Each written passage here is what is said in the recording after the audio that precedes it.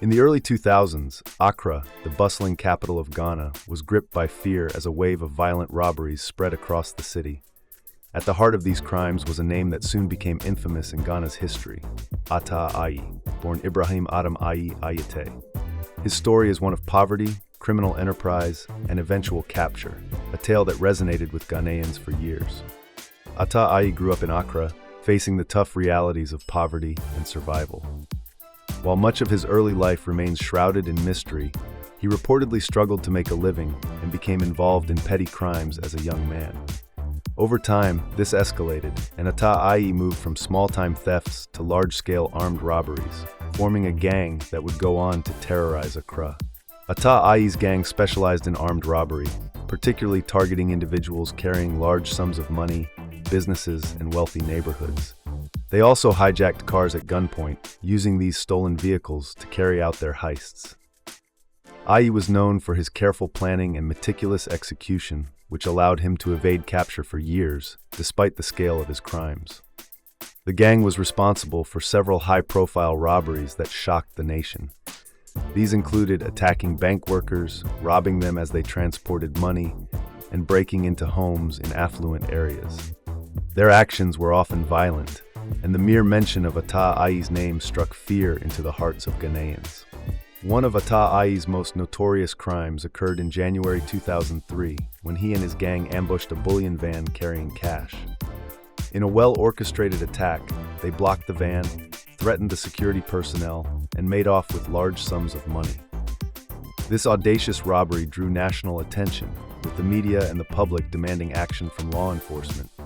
As Ayi's reputation grew, so did efforts to apprehend him. The police launched an intense manhunt, but Ayi's gang was slippery, and he remained a ghost in the streets of Accra, always managing to stay one step ahead of the law. In February 2005, Ataa Ayi's luck finally ran out. He was arrested in Accra's Teshi neighborhood, not in the midst of a grand robbery, but while hiding in plain sight, living a modest life. His arrest was made possible by a tip-off from a member of the public who recognized him. At the time of his arrest, Ataa Ayi was working as a taxi driver, a far cry from the criminal mastermind image that had gripped the country. His capture was celebrated nationwide, as his reign of terror had lasted for years, and many believed he would never be caught. Ataa Ayi's trial was widely covered by the media, making headlines across Ghana. He faced multiple charges, including armed robbery, assault, and conspiracy to commit robbery. During the trial, Ayi admitted to some of the crimes and expressed remorse, but the scale of his actions led to no leniency. In July 2005, Ataa Ayi was sentenced to 160 years in prison. His sentencing was seen as a major victory for law enforcement and a deterrent for other criminals. For many Ghanaians, the trial marked the end of an era, one that had seen unprecedented fear and violence on the streets of Accra. Even behind bars, the name Ataa Ayi remains infamous. His story has been referenced in Ghanaian popular culture, and his name is often used as a symbol of criminality. The phrase Ataa Ayi is sometimes used to describe a notorious or cunning criminal, showing how deeply his actions left a mark on the national psyche. Years after his arrest, Ayi has spoken in interviews, expressing regret for his past.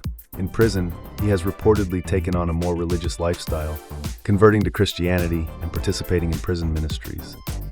Despite this transformation, his reputation as Ghana's most notorious armed robber remains. Ataa Ayi's story is a cautionary tale of how poverty, desperation, and bad choices can lead a person down a dark path. His rise as a criminal mastermind and his eventual fall serve as a stark reminder of the consequences of crime. Although he terrorized Ghana for years, his capture and sentencing brought a sense of justice and relief to a nation that had been living in fear. Ataa Ayi may be locked away, but his legacy as Ghana's most notorious criminal endures.